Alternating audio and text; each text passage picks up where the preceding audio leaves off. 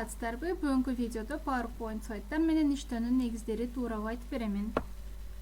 Жаңы сайтты кыстарганда, анын мазмуну кайда жайгаштырыла тургандыгын көрсөткөн толтургучтар болот. Сайттарды киргизүү үчүн тийиштүү маалыматтын түрүнө жараша толтургучтар үчүн ар кандай схемаларга ээ. Ар бир жаңы сайт түзгөн сайын мазмунга дал келген сайт макетин тандоо керек болот. Главный өтмөгүндөгү Создать сайт буйртмасын төмөн жагына басыңыздар. Главное жана создать сайт өтмөгүн ылдыйкы жагы.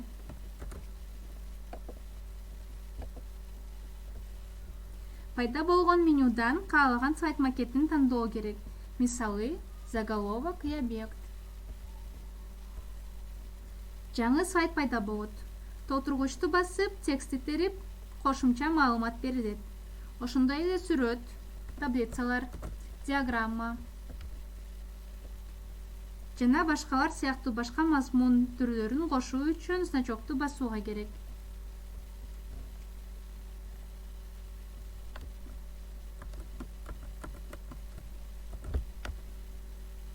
Учурдагы слайдтын макетин өзгөртүү үчүн макет буйругун басып, андан кийин каалаган макетти тандоого болот.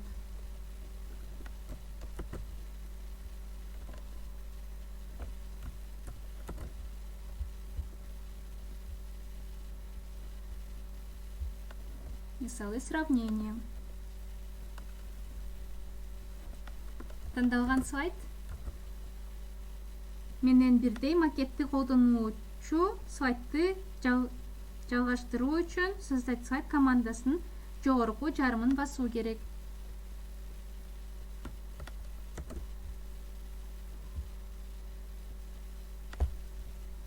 PowerPoint презентациялары канча слайд керек болсо ошончону камтыйт.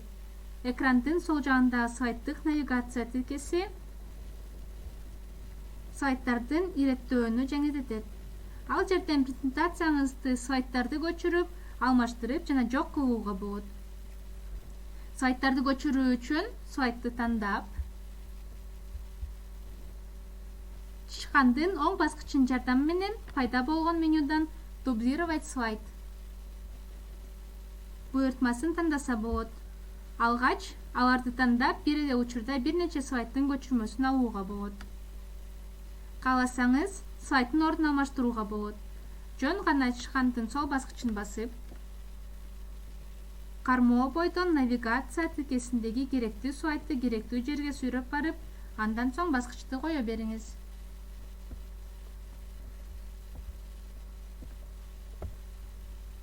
Слайдты жок кылуу үчүн жөн эле слайдты тандаңыз. Андан кийин Delete же Backspace клавиатураларын басыңыз. Эгерде бир эле макет менен бир нече слайдтарды түзгүңүз келсе, анда бош слайдтан баштабай, мурунтан эле түзүлгөн слайдты көчүрүп алып кыстырсаңыз болот.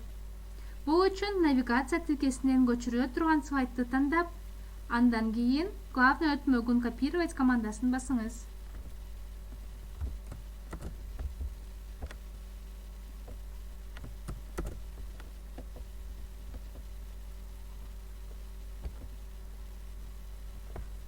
Андан кийин навигация тилкесинде кайда кыстарууну тандоо үчүн слайдтын астына же эки слайддын ортосун бассаңыз горизонталдык сыздык пайда болот. Андан кийин главный өтмөгүндөгү вставить буйругун басыңыз.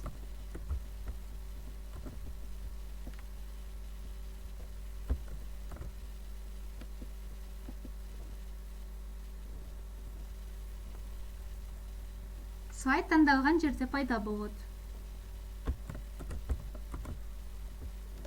Текстти терүүнү баштоо үчүн слайдта жок дегенде бир тексттик блок бар экендигин чектүү сызык менен курчалган бош аянтты текшериңиз. Аны чычкан менен басып, жаркылдаган курсор пайда болгондо текстти терүүнү баштоо керек.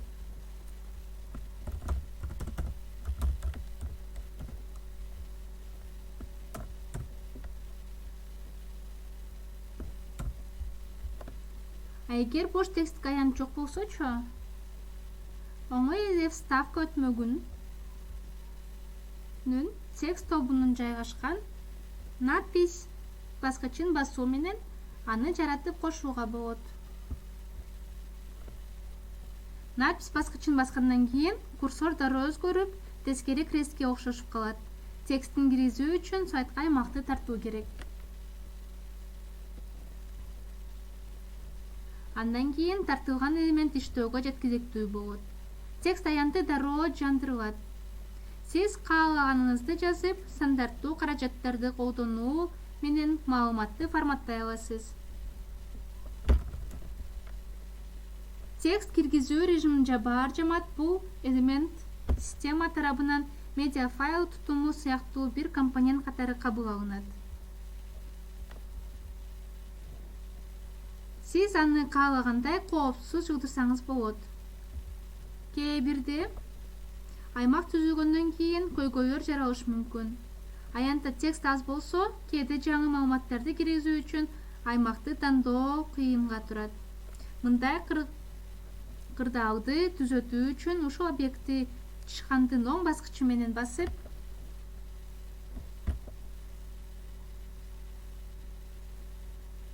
пайда болгон калкма менюдан изменить текст буйртмасын басуу керек.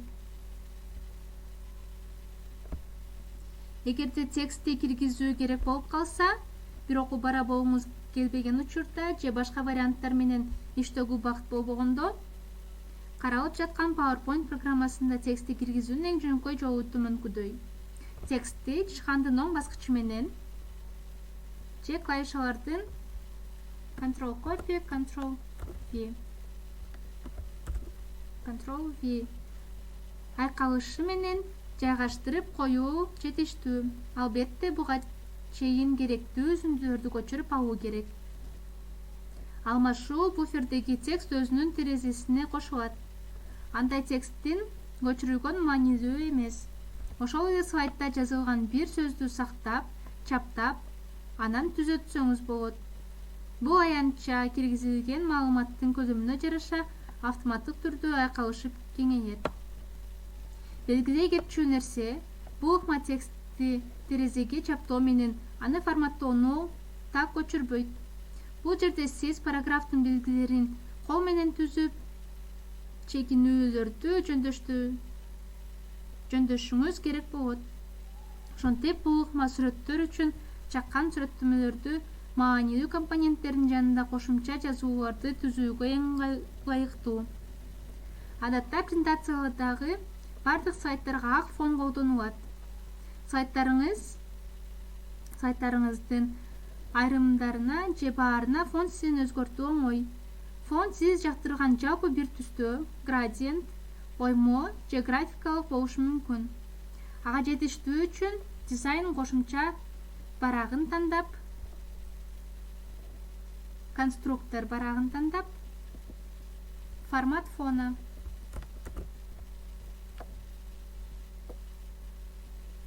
буйругун басуу керек.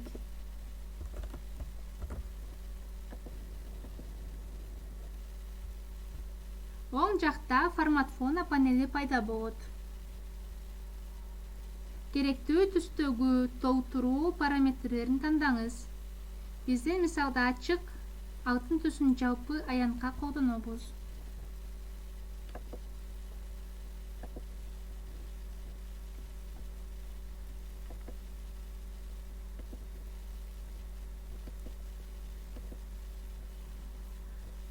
Кааласаңыз, презентацияңызды бардык сайттарга бирдей фон стилин колдонуу үчүн применить ко всем баскычын басып койсоңуз болот.